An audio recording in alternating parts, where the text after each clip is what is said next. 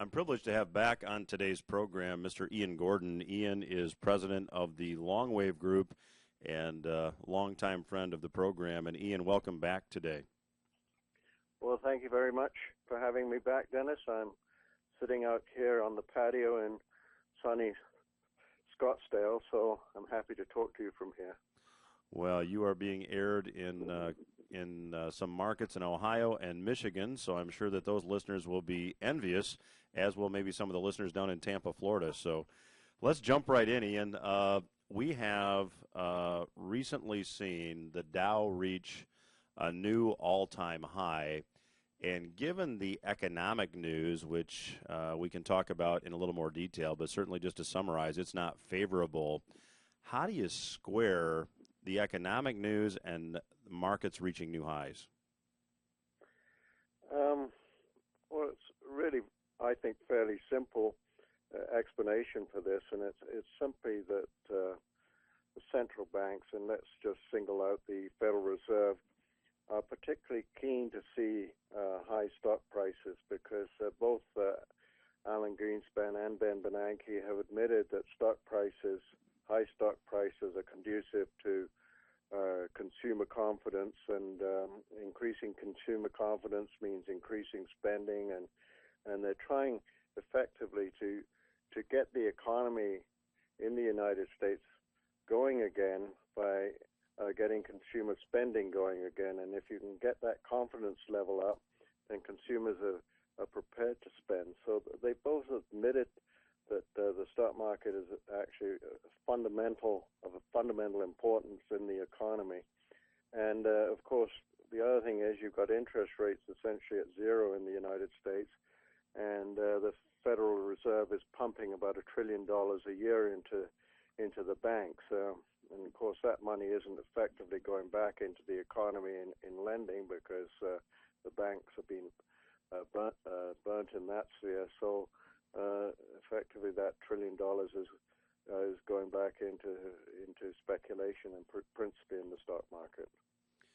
And Ian, when you talk about consumer spending, there was a report recently in the Financial Times, I believe it was confirmed in a couple other sources, that in the United States anyway, in the fourth quarter, we saw household debt increase just a little bit.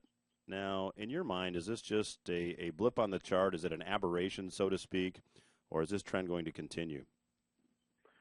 I really don't think it can continue. I mean, household debt is still at extremely high level. Some of it has been paid down, and I think effectively a lot of it has been paid down through affecting foreclosures on mortgage debt that couldn't be repaid. So that debt has been washed out of the system effectively when the banks have foreclosed on the householders who couldn't pay their mortgages. So, but the debt is still. I'm just writing a paper, actually, Paper versus Gold, and the debt, household debt, is extremely high.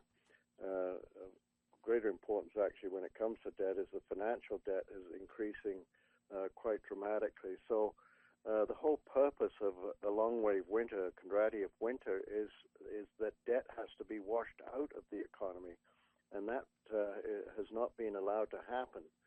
So effectively, the Federal Reserve and central banks elsewhere are trying to keep the economy going by keeping the debt bubble from actually deflating. So eventually they're going to be powerless to stop it, and once that happens, the whole thing is going to collapse in a massive economic depression, and I think that'll be a worldwide occurrence. So we've been going through this for 13 years now, and I think I said in a previous interview that in the last depression, the last long wave winter, the worst of the depression was over in 3 years. You had U.S. unemployment had reached 25%. You had the stock market had lost 90% of its value.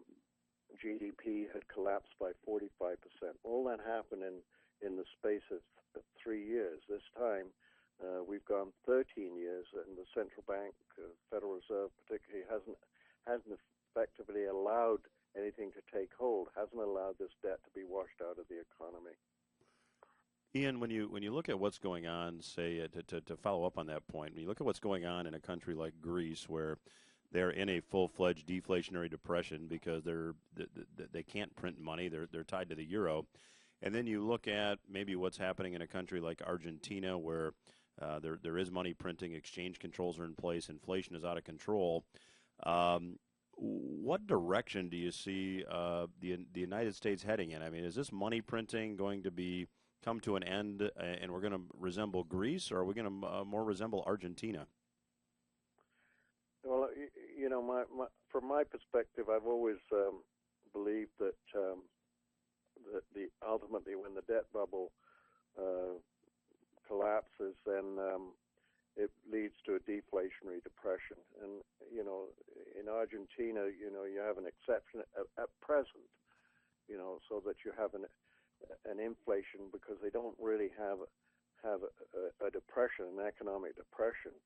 But once the economy really grinds to a halt, let's say again between 1929 and 1933, when U.S. GDP collapsed by 45%, that is very deflationary, and all that debt is being wrung out of the economy, and that too is very deflationary. You've already seen deflation here in the U.S. in housing prices, and we've seen an inflation in the stock prices, but a deflation in the housing prices. Once the stock market gives up, and I believe we're very close to the final peak, which, as I said, has been ongoing for 13 years. Once the stock market gives up, you'll have a deflation in stock prices, and wealth will collapse. So that will in itself be very deflationary. Ian, we have maybe a minute and a half left in this segment. If someone would like to learn more about your work, what would you advise them to do? Just come onto the website. It's a free website. It's the www.longwavegroup.com, and I think we write about the long wave cycle, and effectively we found it to be very predictive. That everything that's happening we've anticipated would happen, including the crisis in the euro, and effectively a worldwide monetary crisis similar to the worldwide monetary crisis that occurred between 1929 and 1933. I would encourage the listeners to check it out. It is a resource I use frequently and enjoy it very much. In the next segment, we're going to talk to Ian Gordon of the Longwave Group about the gold market. Is a coming market potential collapse good news for the gold bulls? We'll get his take on that when Everything Financial Radio returns after these words. Stay with us.